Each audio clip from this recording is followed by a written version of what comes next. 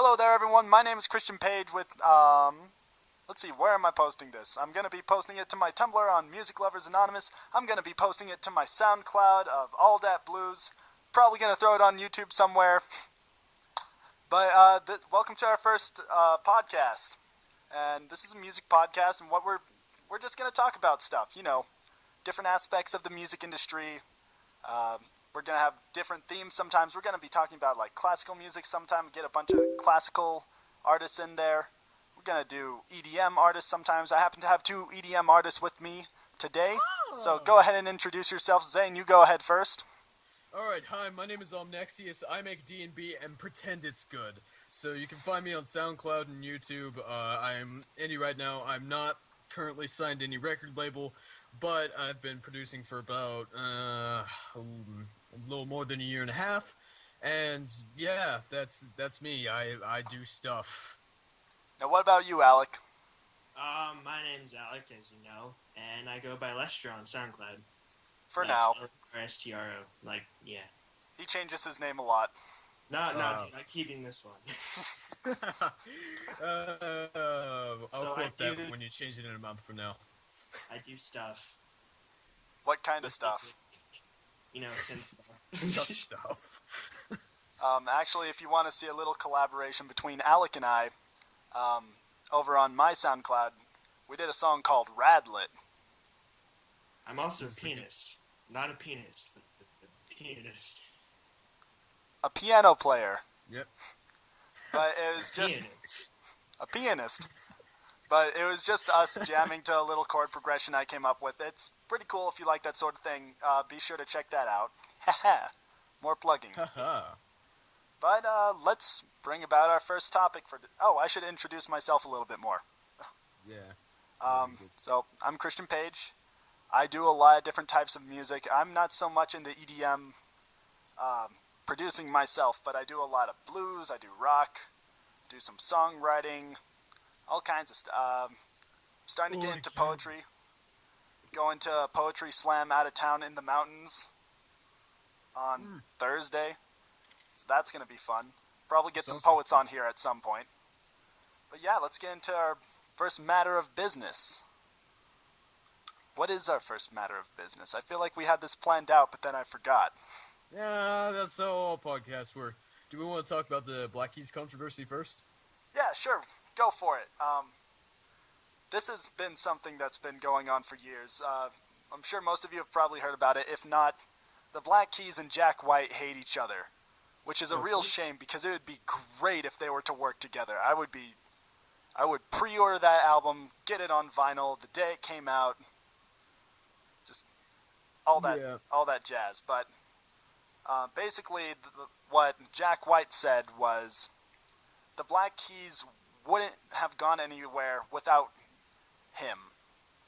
And his example he gave was he was one of the first people to really break into that indie blues rock scene. And if people hadn't gotten into him, then a lot of people wouldn't have discovered the Black Keys. People often say to him, well, that's like saying that Adele ripped off Amy Winehouse with songwriting, stuff like that. But he also makes the point that if Amy Winehouse were still alive, Adele wouldn't be making the kind of money she does off her records. Which I think is total BS in my opinion. That's just ego stroking. Oh, just straight up. Don't get me wrong. It's that Jack White is such an egotistical person. Yeah, most definitely. But yeah, he how do I formulate this into words? That is one thing. Don't start mumbling on me. Yep. But it says here, I'm looking at an article from Pitchfork.com. Jack White is openly apologizing to no, go away advertisement. Is openly apologizing to everyone who he's dissed about, which also included Lana Del Rey and Meg White, apparently, which I did not know. Oh yeah, the stuff between him and Meg White, we're just gonna avoid that. Yeah, I don't know much about it, and apparently I don't want to know much about it. It's complicated. I'm just gonna leave it at that. Yeah. They're both psychopaths. You know what? Most people who get into the famous music industries are now psychopaths. Exactly. Egotistical psychopaths. But I mean, like, Meg White, you know, she takes Loner to a new level. Yeah, most definitely. The way Jack White described it was, I would hate being Elvis Presley because he would have to go through all his inspiration and his success alone. And while the Beatles, they all had each other. They could go to each other for anything, but Not anymore. not anymore. But Elvis was alone. Now imagine being successful in a two-piece where the other person doesn't talk. Yeah. That's the way he put it. I don't know. I think they both shouldn't have reproduced, but Yeah. Unfortunately, but hey, you know what? People can change, kind of, not really know. and now they're having a custody battle for the children. Oh, fantastic. I'll be right back. Oh, we lost Alec. Oh, professionalism. Hashtag live in one take. Yep. Don't use hashtags in real speech. It's not the speech. It was ironic, Zane. Don't you know anything about me? Ironic hashtags are still hashtags. But, here, I have a list of questions here. Let's pull this up. Oh, yeah. Pre-planning, yay. Something I didn't do. Oh, yeah, well, since Jack White thinks Black Keys ripped him off, let's talk about some of the similarities and differences between them. Yeah? And first of all, in order to do that, we have to set the very defining line between when the Black Keys signed to Nonsuch, their major label, which is partnered with Warner Brothers. That's also when Danger Mouse started producing their music, also when they started getting popular. Yeah. But we have to set the defining point between Nonsuch Forward and, I guess, I don't know, they were on a bunch of labels before that. I think the main one before that was Fat Possum. Yeah. An obscure record label that no one, including myself, has not heard of. I only know about it because I have one of their older albums, and I looked at it. Oh, good. But, one of the characteristics I think is very distinct between before their major label and after is before they didn't have, I guess what they've branded as their sound today. That kind of, it's almost ambient. It's got that real reverby indie sound. I know indie isn't a proper way to describe music, but it's got that sound. And I think that was largely in due to Danger Mouse, because if you ever heard any of his music, he does a lot of stuff like that. Yeah, lots of that, reverbish kind of, like you said, that ambient indie folk sound that everyone's sort of grown accustomed to. Let's start a new genre right now, reverb rock. Yes. Dude, what I don't like is that most indie bands now are just sounding exactly the same. Yeah, that's very true. Yeah, Well, it is hard to find a unique sound nowadays. There's been so many bands, so many things have been done and recorded. Yeah, Yeah, like, have either of you read Every Song is a Remix? I haven't. I've heard discussions about similar ideas, but never that particular article. Yeah, it's a very interesting article on how everything repeats itself, and at this point in time, we're just now noticing that and calling out people for similar sounding things when it may be just all coincidence. Right. Actually, in a Dead Mouse interview, he talked about something very similar to that. What he said was, I don't think Daft Punk can make an album as great as Discovery in today's market with copyright. Because so many funk bands would claim rights to all their songs. Yeah, but and and that's the thing with almost EDM now is everyone's trying to go for a central sound, and well, you do have people that break off a lot, like blackmail and Arcasia, EDM, like subgenres in general are doing both good things and bad things. For that, the bad thing being is that everyone's trying to go for a central sound to match that hidden that subgenre. But at the same time, I mean, you look at what is drum step for instance, drum step versus dubstep, uh, and that and just that definition of a separate subgenre has made drum step sound so much different than dubsteps, and that it's good. It helps categorize. It helps sort of drive that sort of branch out. But at the same time, you got, if you want to be metaphorical here, branches that are starting to curl back in and become one. You know? Yeah. Yeah, on the topic of EDM, have you guys heard of the new artist Kygo? No, I have not. They're saying he's going to be like the next big star in EDM because he's like rising up. And he has a very unique sound. Yep. Well, EDM consists of one-hit wonders, so we'll just see about that. Well, he has like 12, 20 songs out still already. They're mostly all remixes, though. Yeah, well, the thing is, it's really hard to say whether an EDM artist will become famous or not. Like that's like those exact words were said about Tristam 1 year ago, and not too many people are talking about Tristam. So, noted, he's still a very talented artist. It's just like people aren't like I'm falling head and face over down an endless flight of stairs over Tristam's music as they were last year. Right. No hit against Guy or anything, but 8 million plays on one of his songs. It's like the biggest I've seen.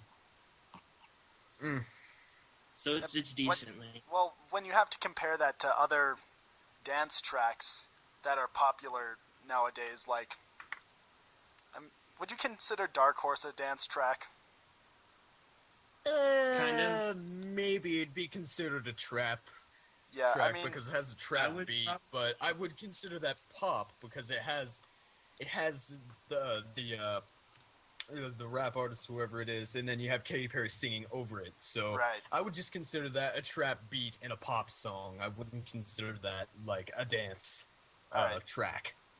But like, still, they would have to compete with songs like that, and this actually blew my mind. I didn't realize how underground some music was by getting 1 million views.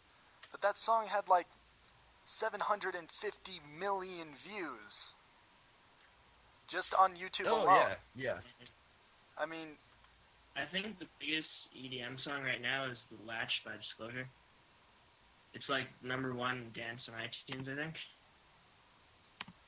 Yeah, but the thing about dance charts is that since the industry moves so fast, like nothing is fast. Like "Turn Down for What" by DJ Snake Turn Down for What? Was up there for like what, about a week, and that was the biggest thing for a little while. "Animals" by Martin Garrix was the biggest thing for a little while. Like "Scary Monsters" and "Nice Sprites" when that first came out, that was up there for a little while. But it just changes so fast. I mean, and then it depends on what charts you go to as well. Like Beatport seems to cater to the more indie stuff. Like you see, like a bunch of Monster Cat and Disciple up there all the time. And it just depends, to be honest. It really does. Yeah. Talking about how fast-paced the music industry goes, like a couple days before the Deadmau5 interview I keep referring to, if you listeners want to look it up, if you just go to Deadmau5's YouTube channel, it's one of his most recent posts.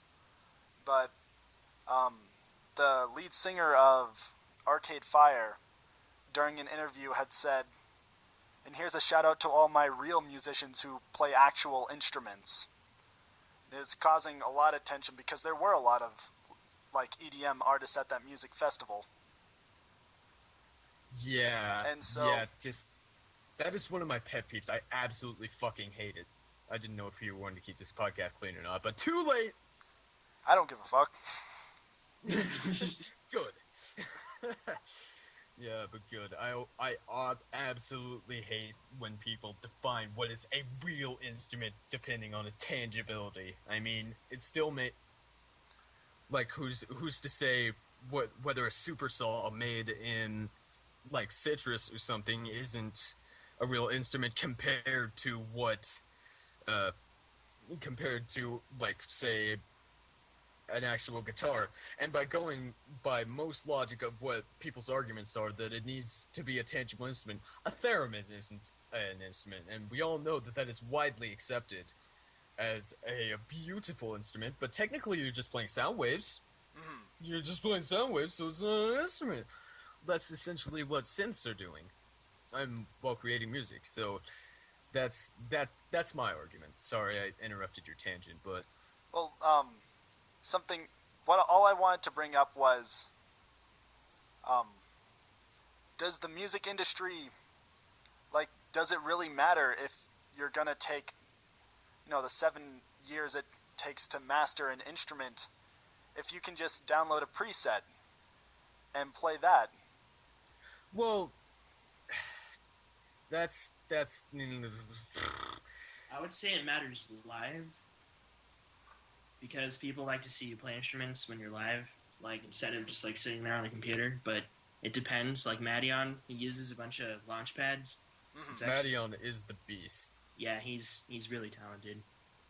Yeah, like and the thing is, they say, people always say it's like when you download a preset, if you're a talented EDM artist, you don't download a preset. You always make your own sound. So every sound that is coming out of a launch pad when you have that is coming out of whatever your setup is, like the artist made that. They started from a basic wave and they built off of that. So it's not like you're downloading presets or something. Unless we do, then that's cheap, and you're not helping the cause. But that's exactly the point. You can make music fairly easy just using presets, and it's at the point now where you can use those presets and not be considered uncreative because you're using another sound, because that sound can be used in so many different ways. It's at the point where, do you need to build your own sound, or can you just use another sound? Is it worth the effort to do this or not? Yes, it is, in my opinion, because like, let's just say that you download that everyone does that. Eventually, sounds are going to start to repeat, and then no one's going to sound unique anymore, which is a common trend that I'm seeing in Big Room House. But, yeah, eventually, you want to sound. That's the thing about EDM. As a producer, I'm always wanting to sound unique. So that way, people think, like, oh, hey, look, this guy doesn't sound like anyone else. Right. And that's, yeah. Alright, so now I have the next question for you guys. What do you guys do to sound unique? I'm going to start with Alec first, because you're just talking so much. Yeah, sorry about that. No, Alec, I mean, we just can't get Alec to shut up. Oh, yeah, right. Yeah, sorry, I'm very talkative.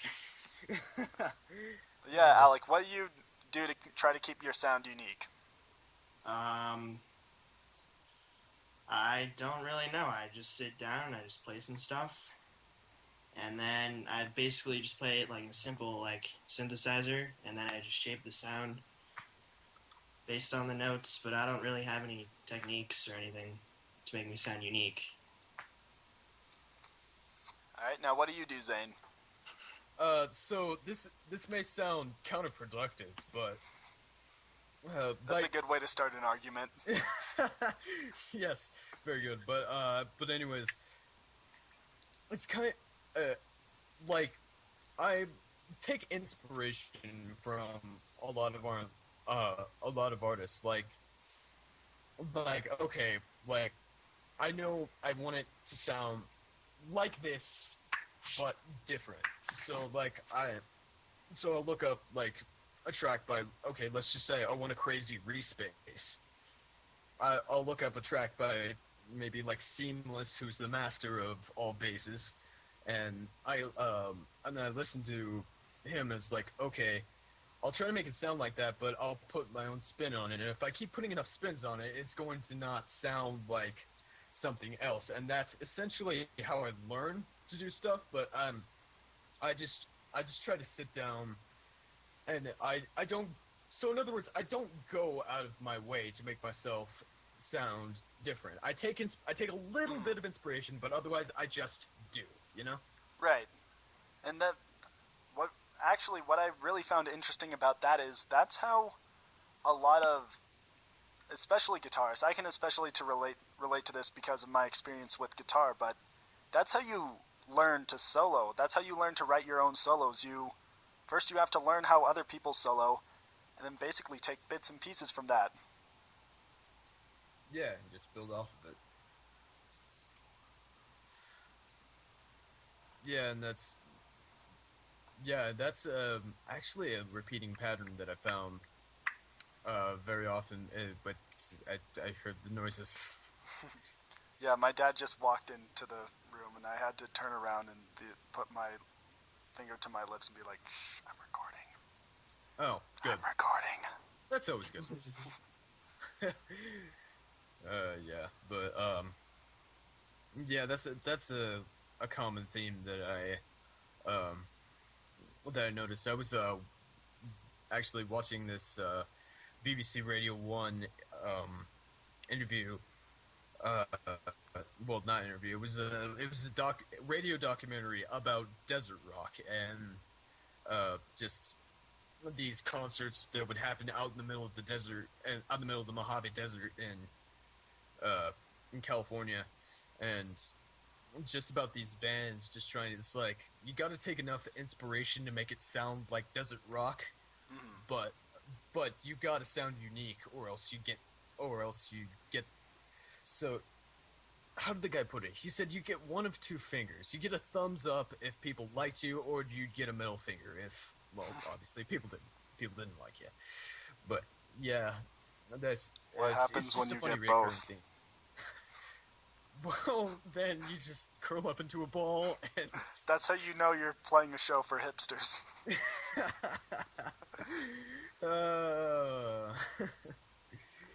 Yeah.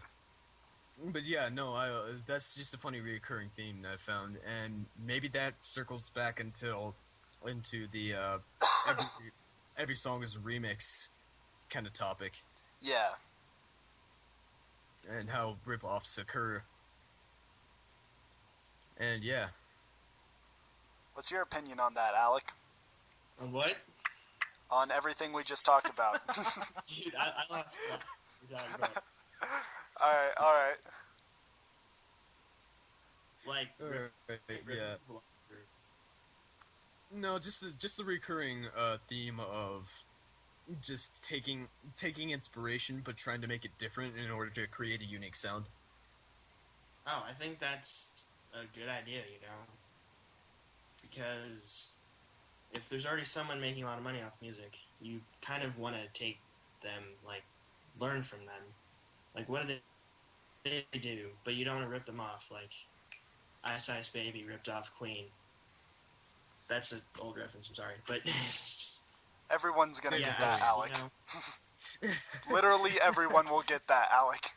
They're listening to a music podcast. Alright. Yeah. But yeah. Assuming they made it this far. I think Yeah. people are, like, too sensitive with music. they always want to like if there's like one sound that sounds similar, they want to go like, hey, he did it first, you suck. Right. Yeah, It's but just pretty yeah, but that's understandable. I mean, people pour heart and soul into music. That and they take it very seriously. I mean, and so they won't like. I've seen people like literally beat the shit out of each other over their opinions on music. Best System of a Down concert ever. Yeah. And that's the Yeah, that history was of fun. mosh pits. Yay! And then everyone runs in a circle. Yay! Oh. Alright, so now that conversation's kind of come to a dead halt, I've got a new topic. Yay! Topics. So, as far as pop artists go, I don't like a lot. It's not that I hate pop in general. I'm not a pop hater. It's just that I don't like most pop. There are songs I do like there, and there are songs I don't. But one of the few pop artists that I really like is Bruno Mars, and I know a lot of people don't like him. I really do. But I respect. Yeah, I'll agree with that. what when a couple of my friends went to go see him live, when I asked them how it was and I asked them to describe him, they said erotic. Oh my. I mean, and that makes sense. I mean, clearly his biggest influence is James Brown. And Yeah. he does the Yeah. whole foot thing. I mean,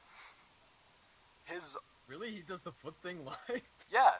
Oh, you've never Yeah, seen him that's perform super- live? No, I've never seen him perform No, live. he does that all the time. Yeah, you did that in the Super Bowl too. He does that at every show he does.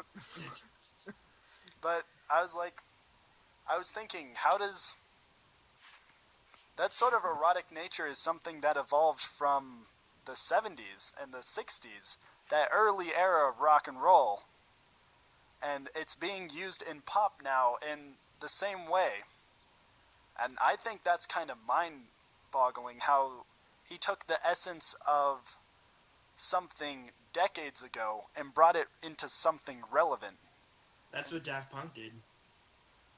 Well, Yeah, this they're is even essentially- farther back than Daft but- Punk. Yeah. Yeah, it's- well, I don't know. Like no one ever listens to him. He's like off the grid. But Drake Bell released a new album, and it's like rockabilly. I Dude, love rockabilly rockabilly. dude, like- rockabilly is the best. If Like, we're talking being about without a rockabilly, face. how about them Stray Cats? Dude, Stray Cats! The bass player of Brian Seltzer's orchestra shall forever be my favorite because he picks up his upright bass and plays it like a bass guitar. That's awesome. Yeah, Uh, that guy's crazy. Brian Seltzer was really getting into guitar. He was one of my favorite musicians. He's the guitarist and lead singer of Stray Cats. Yeah. He's got that nice signature Gretsch guitar. Yeah, it looks Sexy. You know the nice. song by Aloe Black? What was that, Alec? The song "The Man" by Aloe Black. I don't know that, no. I You know am not the familiar. song? I've been through the worst, but I still get my best. God made my mold different from the rest. Steady broke down. It's like played on the radio a lot. I don't listen to the radio. It's like you can tell everybody that I'm the man or something. Oh, yeah. I'm the man, I'm the man, man. That one? Yeah, I totally would have recognized that if you played like 2 more seconds more. Yeah. Well, Yeah. took like that part from an Elton John song. Oh. Yeah, that happens. I mean, gosh, if you can count how many times Michael Jackson's been ripped off. Yeah. Yeah, he took it from your song, which is like it says you can tell everybody the exact same note. It's just going back yeah. to taking Well, old sometimes sampling just happens just because of convenience and studio rights. oh god, we're bringing this topic back up again. Uh, so Here we go again on my own. yeah. So yeah, like the reason Eminem ripped off. Oh, I just dropped my flash drive. Yes. Very professional. So the reason Eminem directly sampled from an Aerosmith song is because Dirty Dogs was owned by Interscope, and Interscope bought out Aerosmith a long time ago, so they coincidentally have the rights to do that. But no one knows.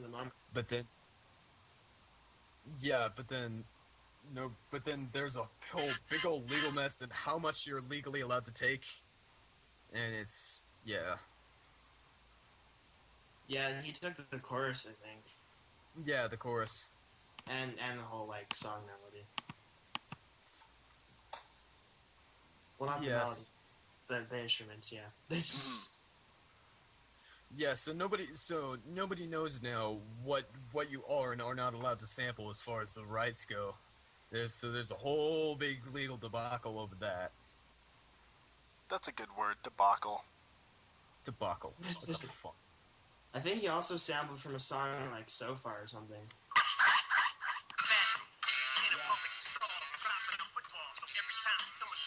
That's an old song too. Oh, that's Joe Walsh. Yeah. Oh, that is Joe Walsh. Life's I am good. angry. Yeah, that kind of upsets me that he stole from Joel Walsh. You don't mess with him. No, you don't steal from Joe Walsh. I'm slightly upset right now, not gonna lie.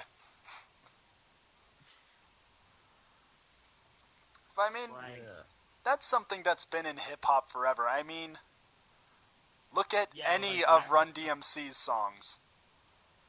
Almost Oh, all yeah, of them like were taken, Every single Run DMC song.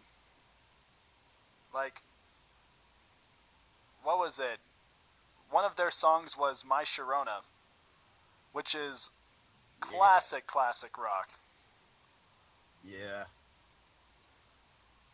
And it's well, that's been there for a long time. It's just copyright legality seems to be just a common, like, just it seems to be a common gray area of we don't know what the hell we're doing, and we can sue, but we can't sue, but we can, but we can't. And fuck the And police. nothing makes sense.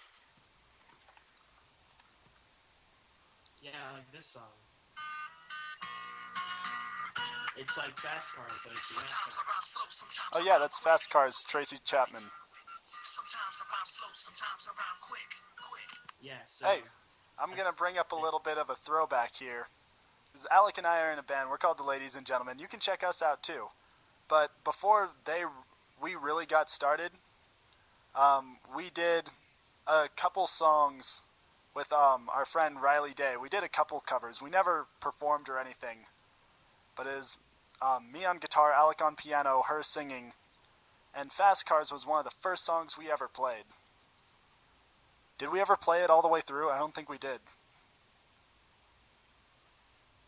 I don't think so. Didn't she, like, leave before that? Yeah, I think so. We were working on it. She moved to Roswell. Yeah.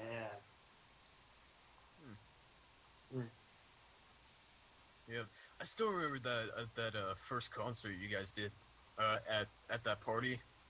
Oh yeah, at my, what was that, my birthday party?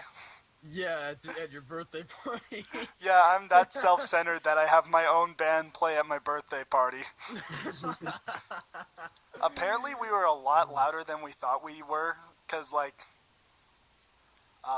my friend's dad, like, they live just up the street, like, at the corner of the street, and we were playing outside, but they could still hear us, like, loud in their house. You guys were super loud. Yeah. I didn't know we were that loud. Our amps weren't that big. I mean... Yeah, I thought you guys were being like, all right, yeah, cool. Yeah, they're gonna be nice and loud. That's cool. Turned down for what? That music- How many times are we gonna make that reference this podcast? You know what? At this point, we should just get it on a soundboard. Just hit that whenever we feel like it. Alright. Alright, well, this is a solid 30 minutes. I'd say that's a good stopping point for this. Is it? Yeah. Is it, or do we want to go an hour? It's getting late. Maybe when we have more time and 4 people, we'll go an Yeah. hour. Yeah. We most intended to definitely. have 4 people, then everyone I know dropped out on us. Yeah. But yeah, this has been a lot of fun. I really enjoyed this. Got to give thanks to Zane at Omnexius and Alec at what's your name? That's true. Lestro. I'm not sure if I'm pronouncing it right. But all their links are going to be in the description for you to check them out. All my stuff's going to be in the description as well. Really hope you enjoyed this. If you did, try to spread the Hey. word. I have something to say. Oh, Alec has something to say. Fuck it right in the pussy. No. God damn it, Alec. Okay. Way to end this on a terrible note. Terribly overplayed note. You know what? I'm booting you from the call now, Alec. Goodbye. No. I'm done. I promise. Alright, but yeah, if you enjoyed this, please try to spread it around. We'd really appreciate any help you can give us. You're going to see these guys on here again. I'm going to try to have a lot of people on this podcast, but yeah, hope you like it. Tune in next week when we're going to have another one. Not sure what the theme's going to be yet, assuming I can get people to come, but yeah, hope you enjoyed it. Peace out. Say goodbye, everyone. Goodbye.